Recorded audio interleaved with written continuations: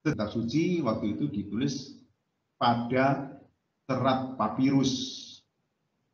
Nah, serat papirus ini kebanyakan dihasilkan di kota namanya Byblos yang terletak di sebelah utara Israel. Kata Byblos ini digunakan untuk menyebut serat papirus tempat untuk menulis kitab itu. Nah, ini dia kota Byblos. Ini adalah peta Timur Tengah sana. Jadi kota Byblos itu adalah kota yang terdapat di Timur Tengah. Ini adalah Mesir, ini Sinai, ini sekarang Turki, ini Irak, ini Iran, di sini Arab, di sini Yordania, di sini Lebanon. Ini adalah Israel di sini. Lalu di sini ada jalur Gaza, otoritas Palestina. Di sini juga otoritas Palestina. Ini Yerusalem, Jericho. Lalu di sini ada satu kota yang diberi nama Byblos. Nah, di kota ini dihasilkan serat-serat papirus. Serat papirus itu apa sih? Serat papirus itu adalah tempat untuk media untuk menulis atau menggambar atau melukis yang dibuat dari serat pohon. Di pohon itu akan saya tunjukkan ya. Itu pohon papirus.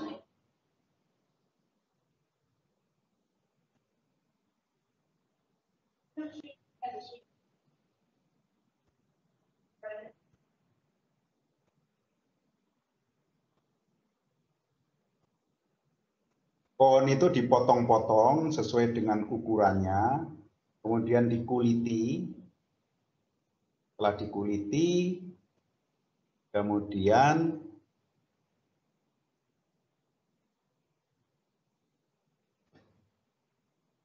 diiris-iris. Ya, diiris-iris begitu. Tipis-tipis ya, diiris-iris. Nah, diiris-iris itu kalau itu masih kurang kokoh ya, kurang kuat, gampang patah. Kalau dibiarkan, nah itu kan gampang patah. Kalau hanya diiris-iris saja.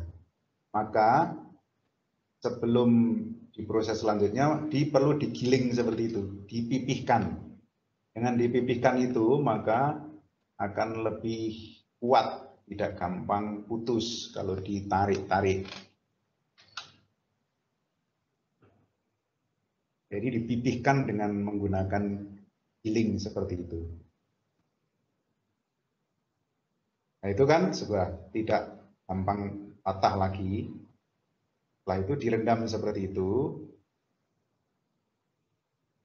Nah itu dianyam seperti itu.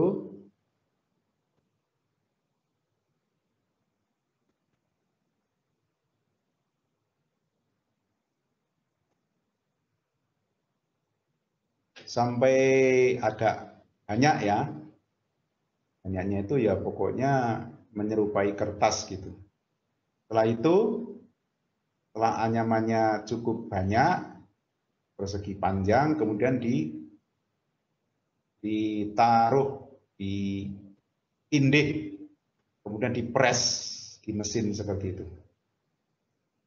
Nah, dipres lalu ditunggu beberapa saat menjadi kering dan jadilah media yang disebut sebagai papirus. Seperti ini, itulah papirus.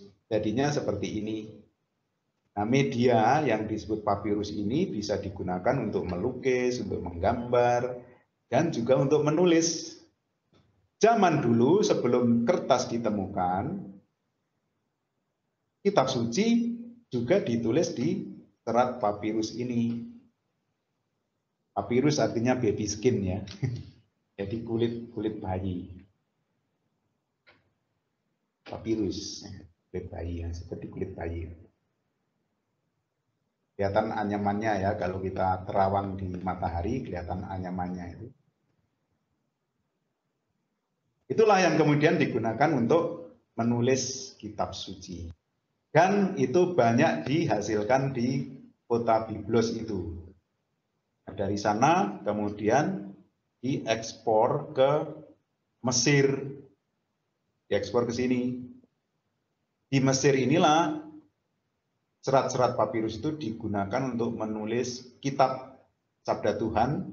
Lalu karena tulisan ini ditulis di serat-serat papirus yang dihasilkan di Byblos, lalu disebut sebagai Bible atau Bible, Biblia, kitab-kitab itu.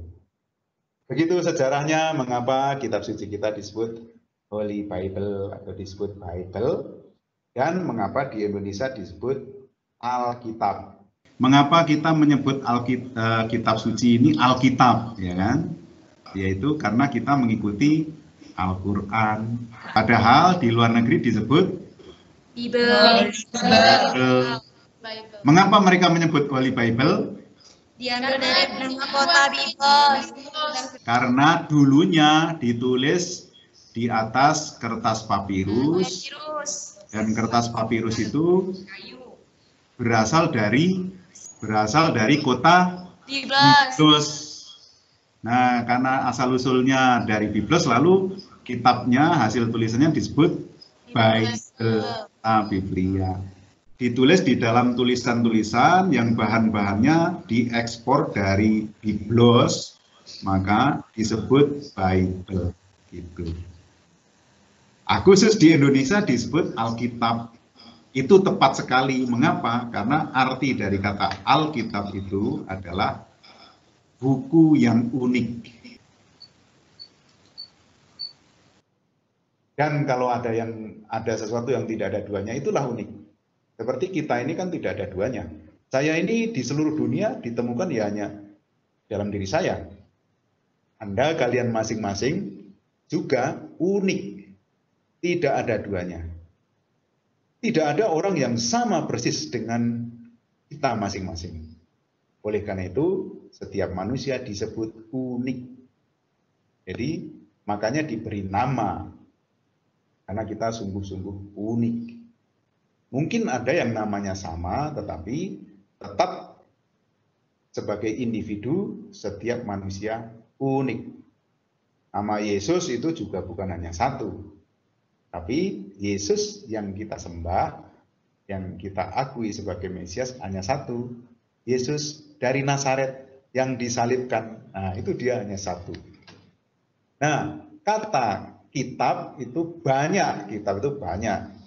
Saya punya kitab, kalian punya kitab, di perpustakaan itu banyak sekali kitab. Tetapi kalau mengatakan Alkitab, maka hanya satu, yaitu kitab suci yang digunakan oleh orang Kristen.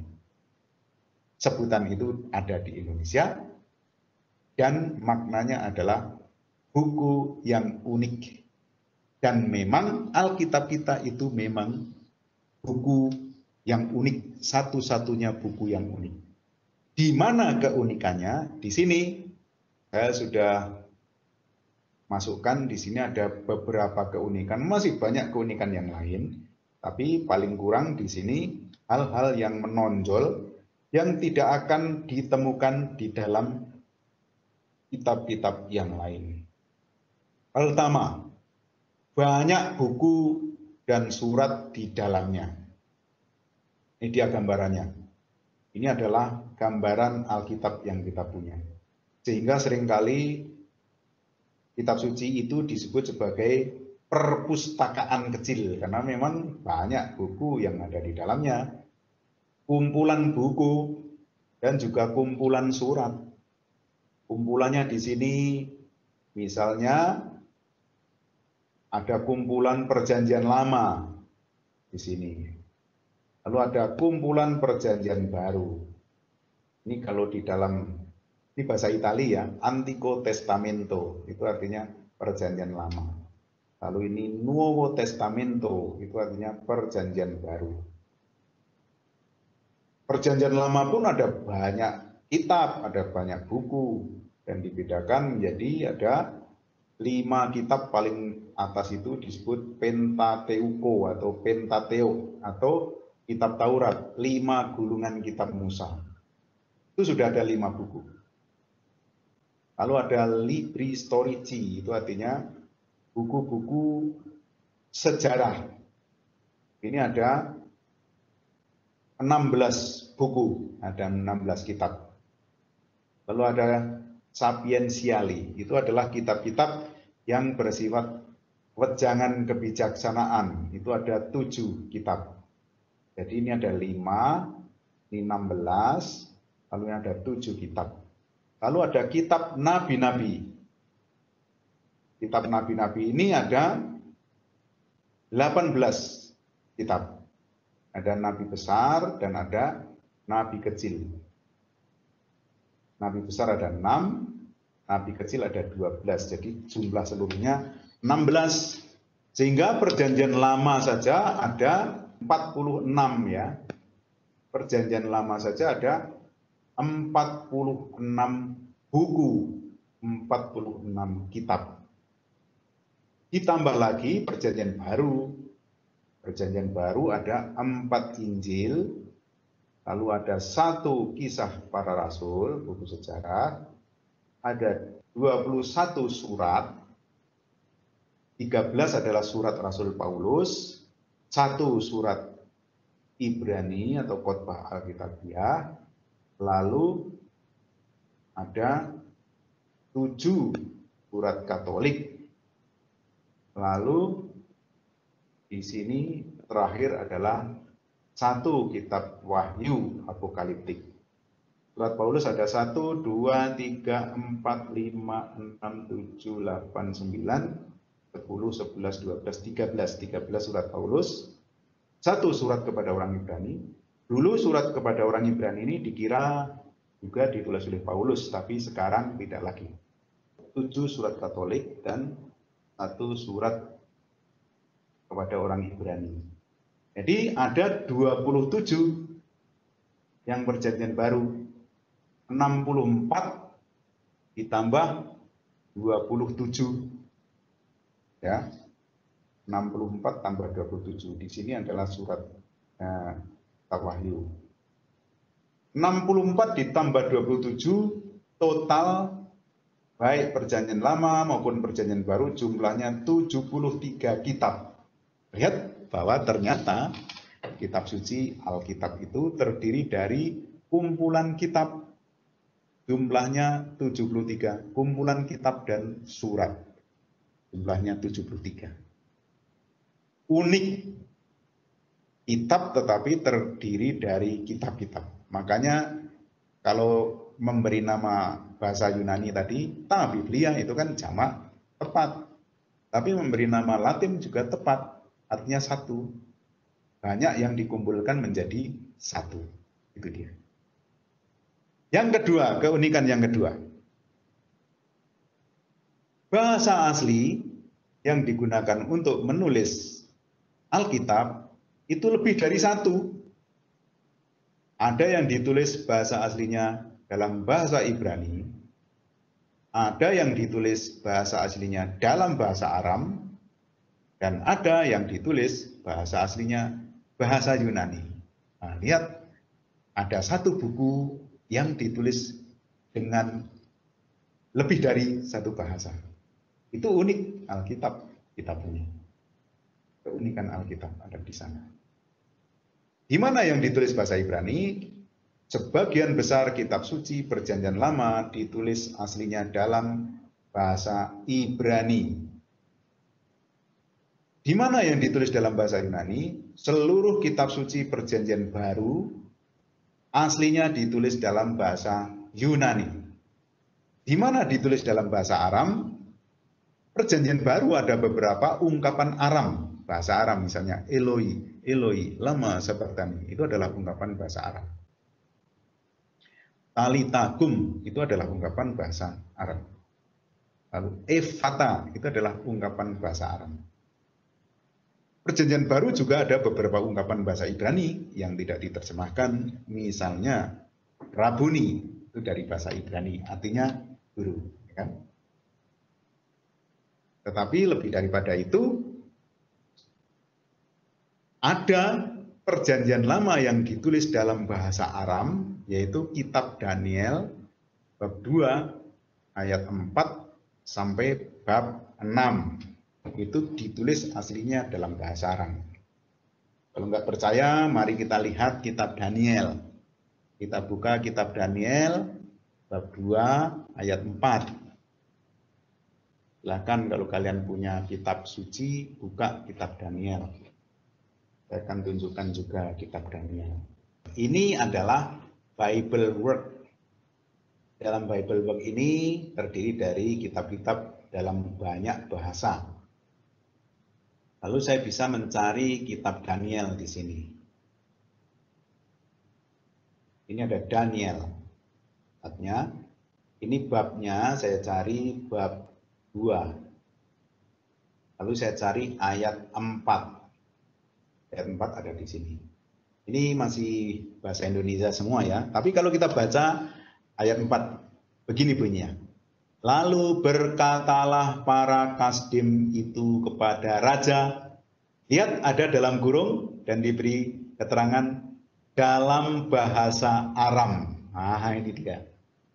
Maka semua tulisan yang ada di sini terus sampai bab 6 itu adalah tulisan dalam bahasa Aram. Sedangkan itu aslinya ya. Sedangkan yang di sini, yang sebelum ini adalah bahasa Ibrani. Jadi kalau kita baca bab 2 ayat 4 ini, satu ayat ditulis dalam dua bahasa. Bahasa Ibrani dan bahasa Aram. Mau tahu buktinya? Di sini ada bahasa aslinya.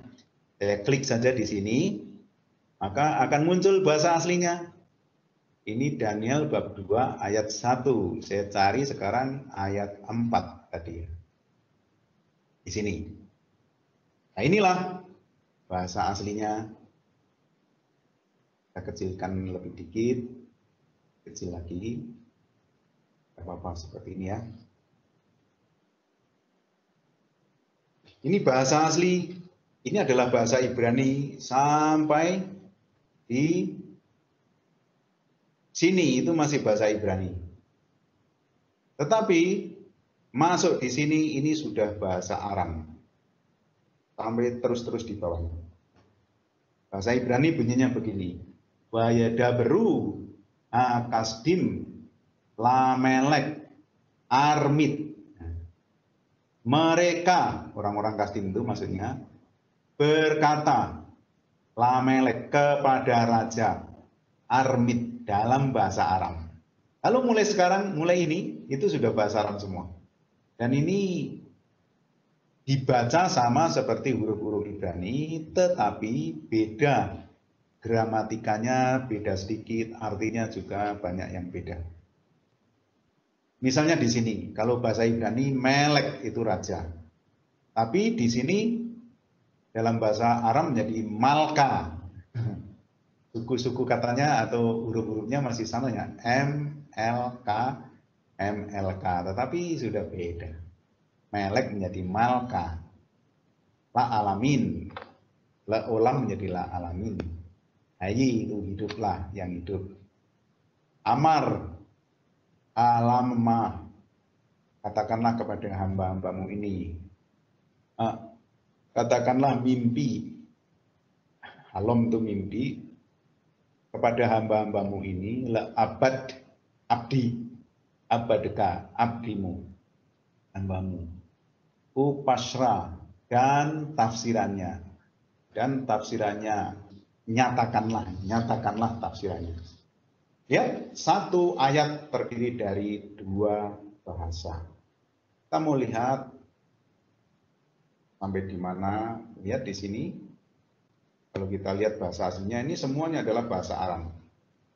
Sampai dengan bab ke-6, ini masih bahasa Aram. Ini masih bahasa Aram. Malkuta, Kebar,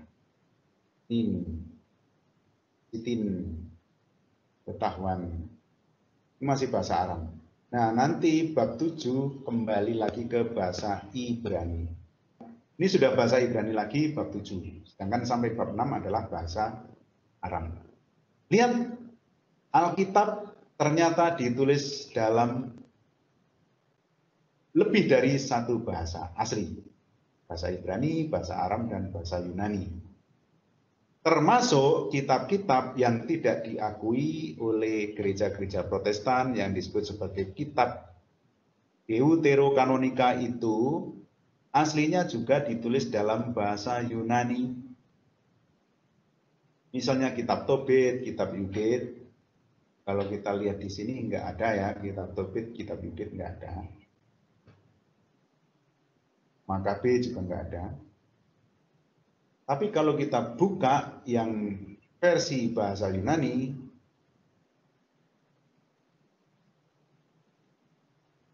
yang versi bahasa Yunani ini, lihat, klik di sini. Kalau kita lihat, klik di sini, maka akan muncul. Nah, ini dia bahasa Yunaninya, dari Yudit, Tobit, 1 Makabe, 2 Makabe, bahkan ada 4 Makabe. Ini ada kitab baru. Ada kitab kebijaksanaan Salomo, Yesus bin Sirah, ada semua di sana. Mengapa? Karena memang aslinya ditulis dalam bahasa Yunani. Ini yang saya klik ini adalah bahasa Yunani, maka bisa ditemukan kitab Tobit. Nah, ini ada Tobit. Tetapi kalau kita klik yang bahasa Ibrani, maka tidak akan ketemu kitab Tobit. Ini bahasa Ibrani, maka cari kitab Tobit nggak ada. Lihat, Tobit, Yudit nggak ada. Ini buktinya bahwa kitab suci yang kita miliki ini unik karena ditulis aslinya dalam 3 bahasa aslinya ya. Meskipun di dalamnya juga ada unsur bahasa-bahasa yang bukan bahasa Ibrani, bukan bahasa Aram, bukan bahasa Yunani.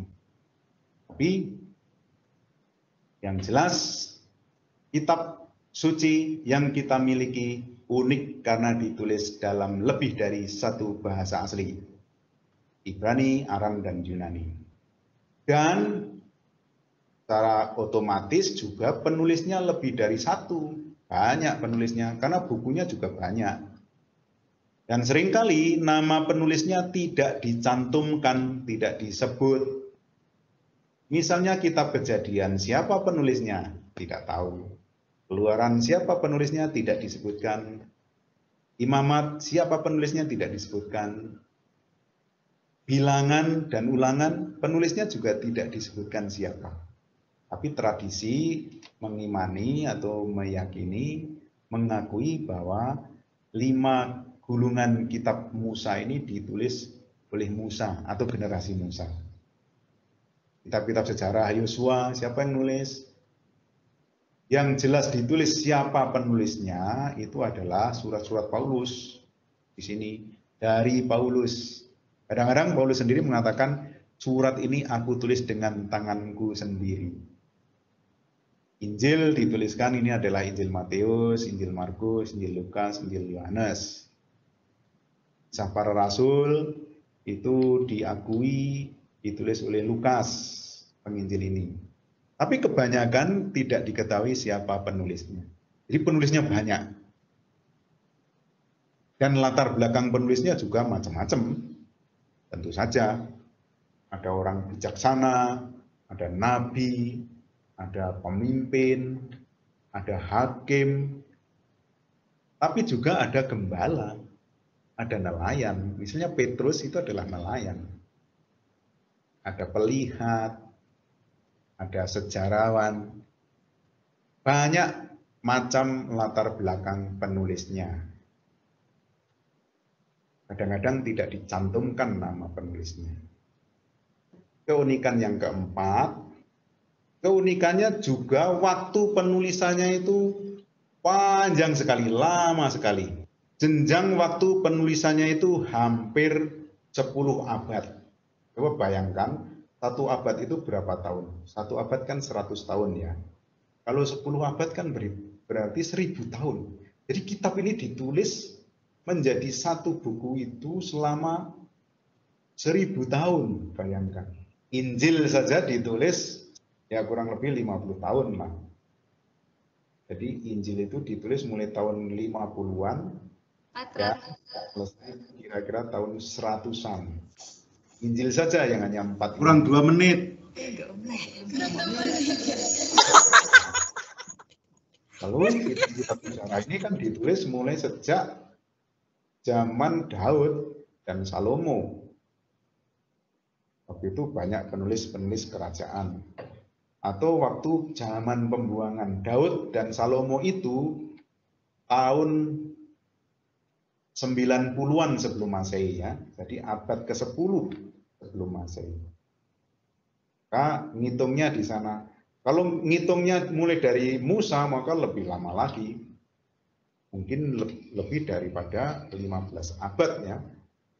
Jadi lihat buku mana yang waktu penulisannya makan waktu sampai 10 abad. Gak ada yang lain kecuali Alkitab. Maka Alkitab ini disebut buku yang unik karena ditulis rentang waktu penulisannya itu begitu lama.